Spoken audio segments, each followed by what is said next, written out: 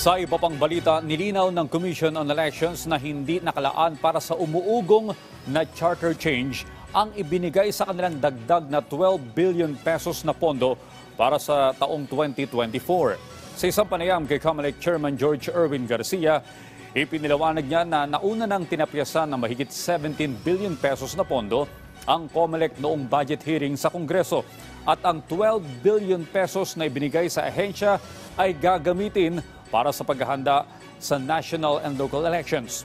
Ginit din ng COMELEC kung magkakaroon ng plebisito kaugnay sa People's Initiative na maamyendahan ang saligang batas, aabutin sa 13 billion pesos ang gagastusin dahil kasama rin dapat sa boboto ang mga overseas Filipino voter. Samantala, inaasahan namang sa February 12, magsisimula ang voter registration para sa 2025 national and local elections.